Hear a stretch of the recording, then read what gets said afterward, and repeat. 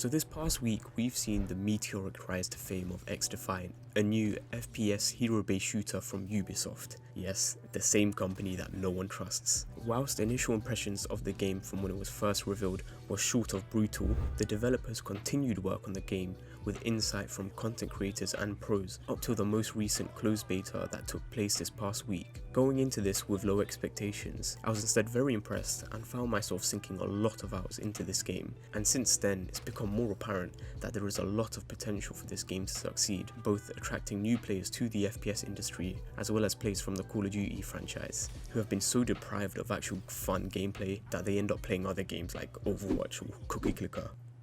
Oh wait, that might just be me. Anyways, today I'd like to give my thoughts on why I think XDefiant is being dubbed the Call of Duty killer and whether or not it'd be worth playing when it releases. Starting off with what I think attracts a lot of the Call of Duty players is the no SBMM in casual modes and being only present in ranked modes. Now, while some of you may think that this is just common sense, you'd be surprised to know that Call of Duty have been so adamant on using strict SBMM in casual since about Modern Warfare 2019, despite every single Call of Duty player and their unfortunate families complaining about the unnecessary stress and sweating needed just to go positive in a lobby. Thankfully, developers at XDefiant know how to listen and take on board feedback from the player base, which is a bit unusual considering this is Ubisoft we're talking about, but regardless, this could be a huge bonus to any casual player who's looking for some real arcade shooter lobbies, reminiscent of the old Call of Duty days. Another aspect that I think is definitely helping this game is the communication between the player base and developers. Not only have there been regular tweets from the support team regarding issues with servers or progression,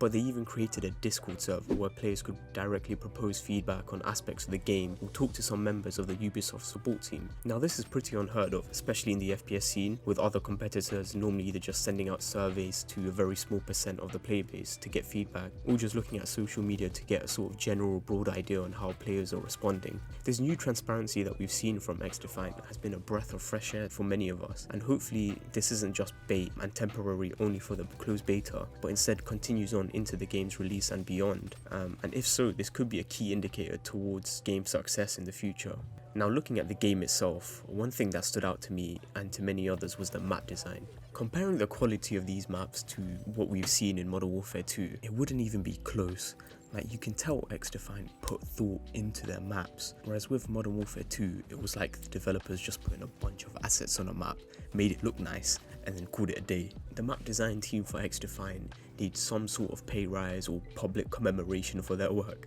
because almost every single map is consistently engaging, throwing players into a 3-lane map with a variety of routes and normal spawn points, allowing fast gameplay which isn't hindered by some dumb design choice. Even the worst map on this game I'd say is better than any map from like the past 5 years of Call of Duty. Maybe not Shipment, but I think that the fact that this is a free-to-play game stings even more, since a AAA studio with a lot more funding couldn't even replicate this sort of consistency. This ties into the gameplay itself, whether it's the movement or the gunplay or the TTK. Everything feels like it was designed to be an arcade shooter, and I'd say this was done pretty perfectly. The pace is reminiscent of OG Call of Duties, where the emphasis was on having engaging gunfights using a variety of weapons in immersive environments, rather than abusing the map design and meta gun builds just to get cheap and easy kills as it has been in recent releases.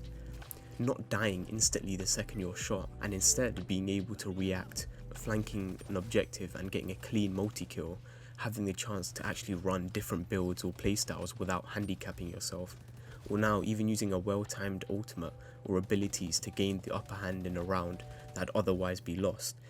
These are all things that recent shooter entries have sort of dropped the ball on, apart from XDefiant, who have managed to incorporate all of this while keeping it entertaining. Sure, the game doesn't exactly reinvent the wheel or do anything that hasn't been done before, and yes, there have been a lot of issues during the beta, but the way the developers have tackled all these issues, their transparency, and their attention to detail on each aspect of the game says a lot about how dedicated they are to making sure this game succeeds. And I think that regardless of how well the game performs on release, this sort of competition should be encouraged, and instead of us hoping for the game to fail, we should be supporting it wherever we can. Likewise, I think that instead of calling it a Call of Duty killer, I think it'd be safer to help the game find and secure its own place in the industry and use it to set a precedent for other competitors on what we as a community expect and look for in an FPS shooter. Overall, I've had a blast playing this game in the beta, and I'm definitely looking forward to its full release. If the developers continue pumping out content